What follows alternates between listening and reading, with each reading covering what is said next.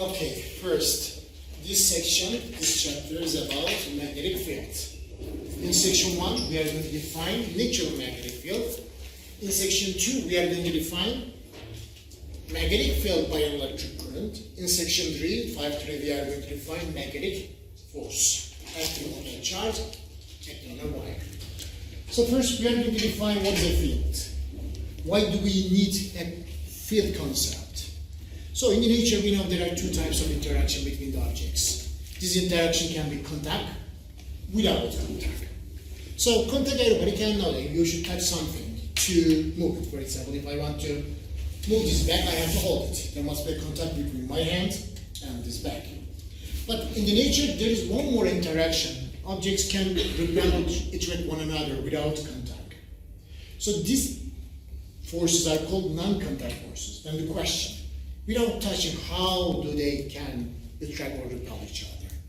So field concept is provided or proposed to explain this interaction. Yeah, objects can attract or repel each other without contact by means of a field. That's why field is very useful concept for explaining the interaction around us.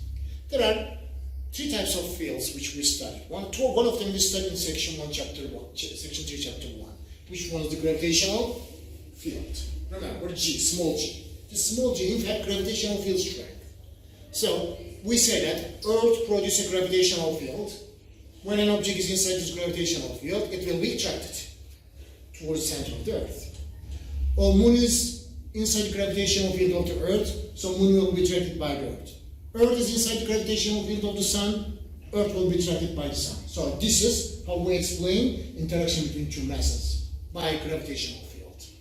Another field is electric field. This is about interaction between electric charges. In the 11th group, studied this. Negative and positive. They attract or repel each other. How? By field. So each charge produces electric field around. When another charge enters inside this electric field, they will be attracted or repelled. Third field which we are going to study is magnetic field. Magnetic field is explaining how two magnets interact. So we say that one magnet produces a magnetic field around, and another magnet, when it enters inside a magnetic field, so it will be attracted or repelled depending on what type of poles face each other. But what is the origin of this magnetic field? Origin of the electric field is electric charges. Do we know that? Origin of the gravitational field is the mass of an object, mass. But what is the origin of the magnetic field? Origin of the magnetic field is electrons, which are in motion. Electric charges, which are in motion. Electrons inside an atom are in circular motion around the nucleus of the atom. Yani electrons in motion, or electric charges in motion, not all electrons, it can be a positive charge as well. They produce magnetic field. So inside an atom, electrons are rotating about their own axis and also revolving around nucleus. This two motion of electrons produces magnetic field. That's why some magnets, some substances are like natural magnets. Remember the domain parts. So these atoms are come together and form domains. Domains are groups of atoms whose magnetic fields are in the same direction. If domains are mainly in the same direction, it's a natural magnet. How about remember, if the domains are in random directions, they will cancel out. It's a magnetic material like iron, cobalt, nickel. But if there are no domains, which has a group of atoms, in this case, it's a non-magnetic material like paper, plastic, and so on.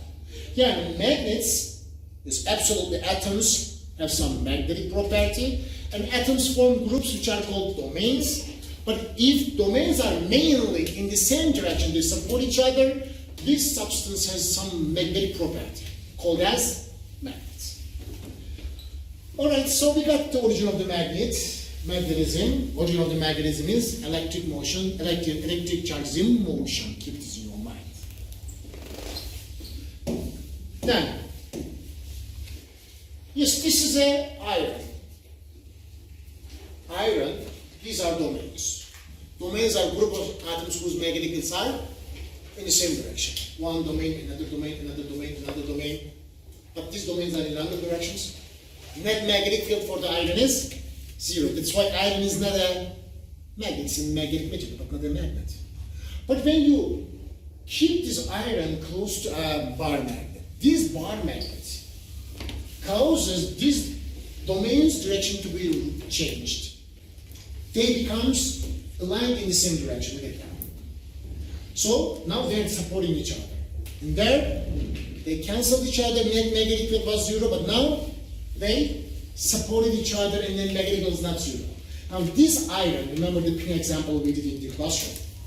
This iron or this pin now behaves like a magnet with N pole and S pole. This is a magnet, but induced magnet, it's not a natural magnet.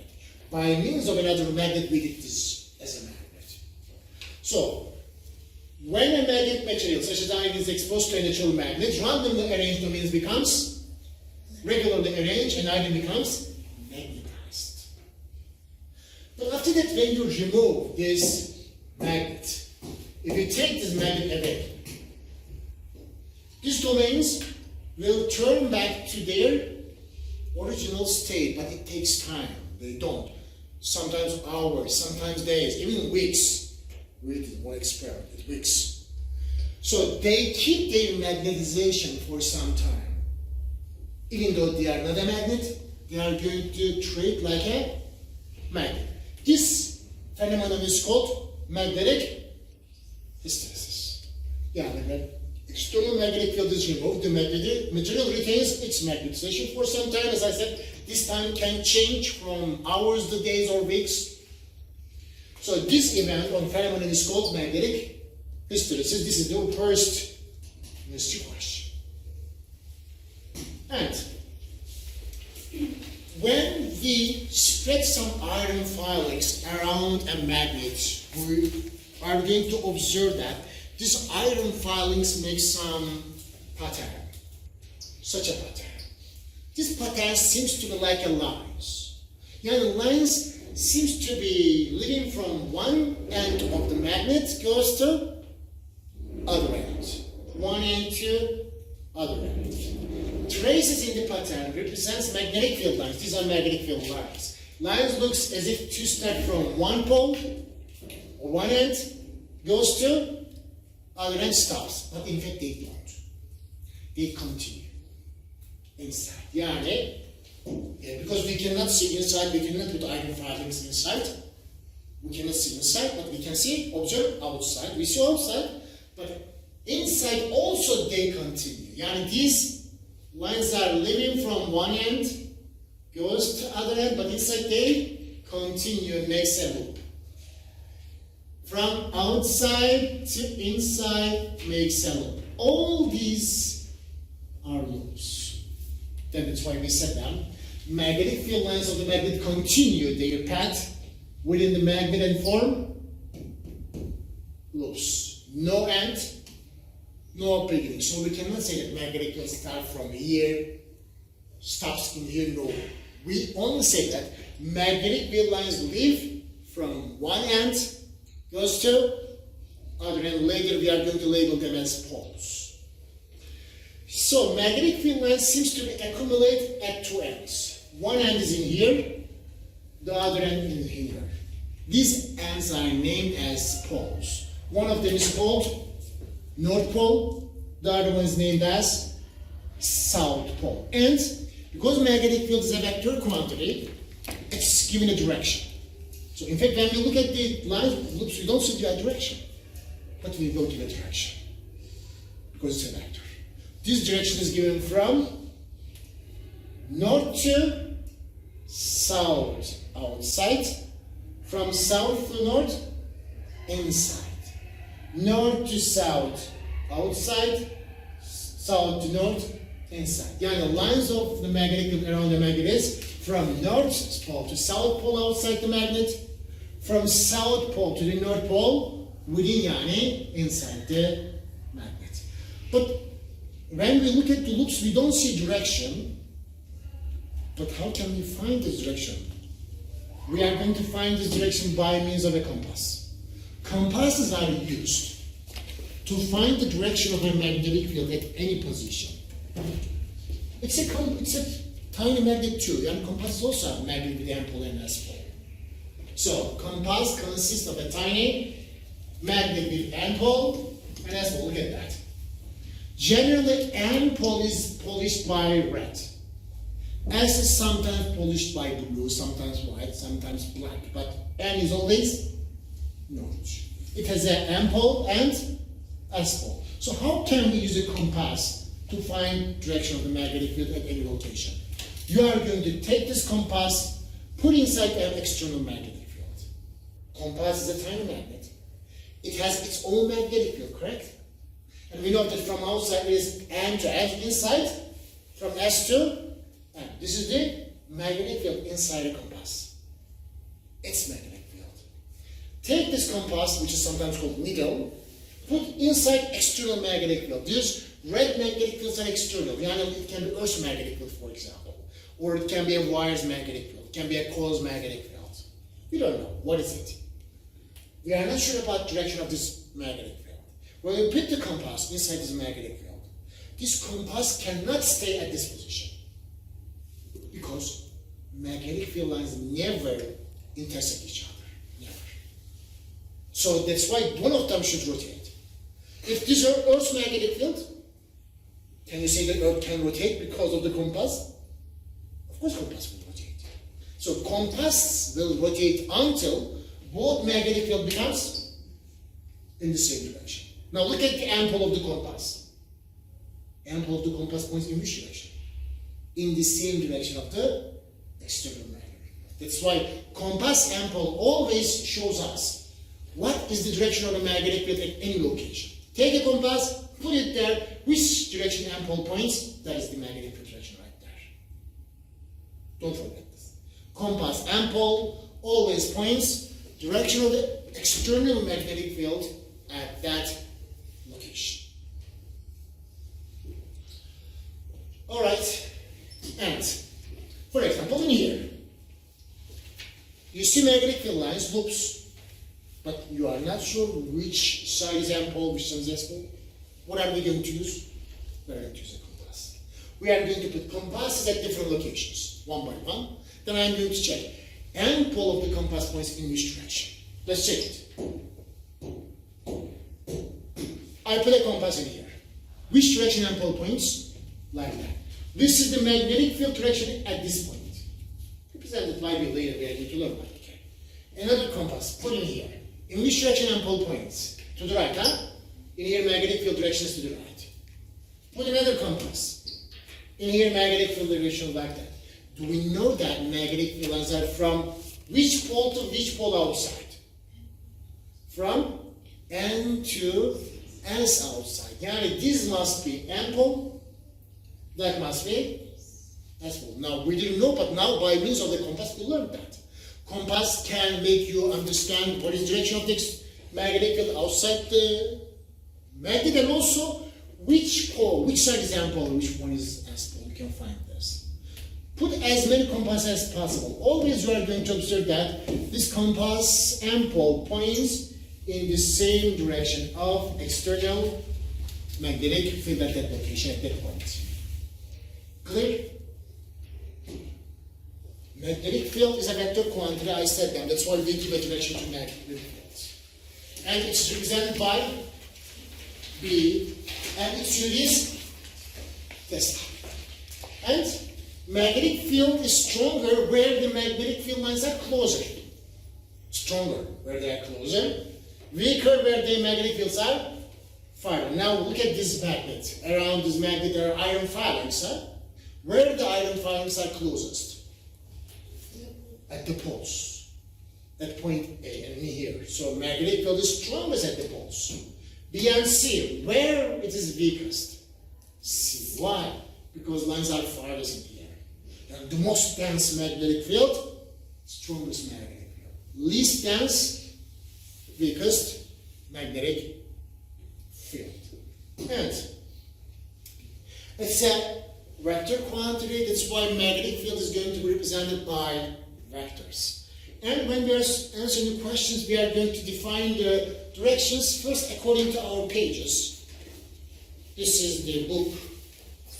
So according to our pages, we have 4 directions parallel to our page. One direction goes to the top of your page, which is renamed as up to the page. Up to the page, like this. One direction goes to the bottom of your page, down to the page. One direction goes to the right of your page. Other direction goes to the left of your page. All these directions are parallel to your page. Yani, if the magnetic field is in the plane of the page, parallel to the plane of the page, we have 4 possible directions general questions are asked. Up to the page, down to the page, to the right of the page, to the left of the page. But sometimes magnetic field can go this way or that way, which is named as perpendicular to the plane of the page. Magnetic field is perpendicular to the plane of the page. There are 2 possible directions. Magnetic fields can go this way, which is called into the page, or comes to us, which is out of the page. Out of the page is represented by dot, like the tip of an arrow. But into the page is like back of the arrow, which is cross. Yani cross is into the page, that is out of the page. How many possible directions we have? 6. 4 of them is in the plane of the page, to the right, to the left, up, top. 2 of them is into the page, out of the page. We have 6 possible directions in the questions. And these directions are not only for magnetic field. We define the magnetic field, but later in chapter, especially section 3, we use these directions for forces, for velocity, for electric current. We can use it.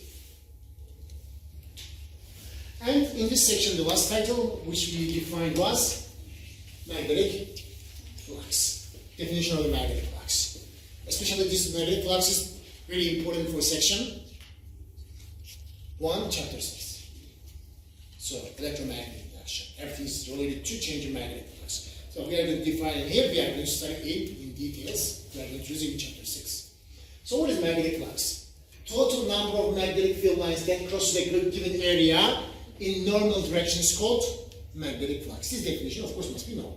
As definition is potential ministry question. So, how many lines are crossing the area? You are going to basically count this. Magnetic flux means that. Its symbol is phi. Its unit is Weber. And magnetic flux depends on 3 parameters. One of them is magnetic field intensity. You see 2 equal areas, identical areas. But on one of them, magnetic field intensity is big, strong. One of them weak. Which one is strong? The first one or second one? The first one is strong. Because lines are closer.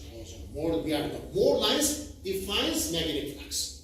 But closer lines defines magnetic field intensity. If the lines are closer, more intense magnetic field. If the lines are farther, less intense magnetic field. More intense magnetic field results in greater magnetic flux. Less intense magnetic field results in weaker and smaller magnetic flux. Yes, magnetic flux and magnetic field is directly proportional. Yani big magnetic field intensity, big magnetic flux. Small magnetic field intensity, small magnetic flux. Absolutely, magnetic flux is directly proportional to magnetic field intensity. Second one is area. I make a region of uniform magnetic field. Uniform means equal everywhere. How did we know it? Separation between the lines are the same everywhere. It's a uniform region of magnetic field, but areas are different now. One area is larger, the other one is smaller. So larger area, more lines crosses this area, but smaller area, less now. Then we can say that magnetic flux is also directly proportional to area.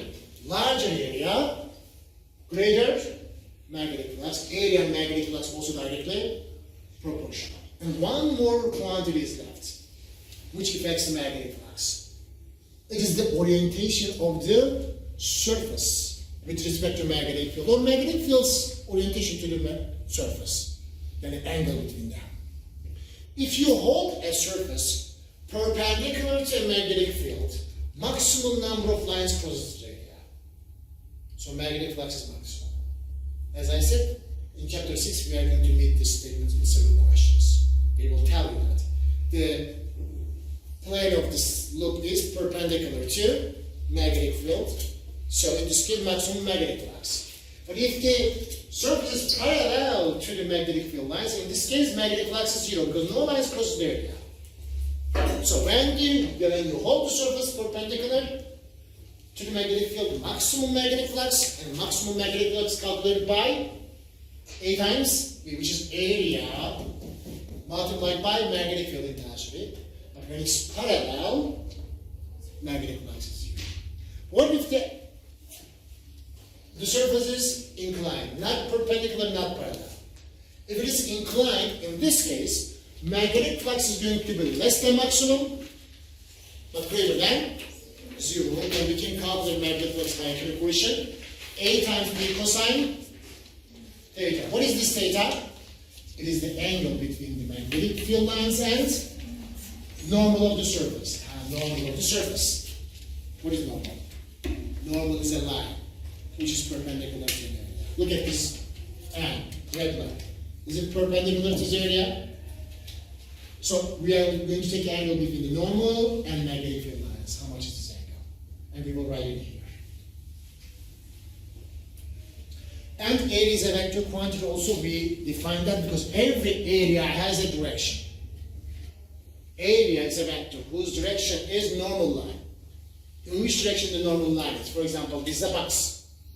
Upper surface, looking in which direction? Upwards, to the sky. So the direction of this area is upward to the sky. Rear side, looking to which direction? To the right.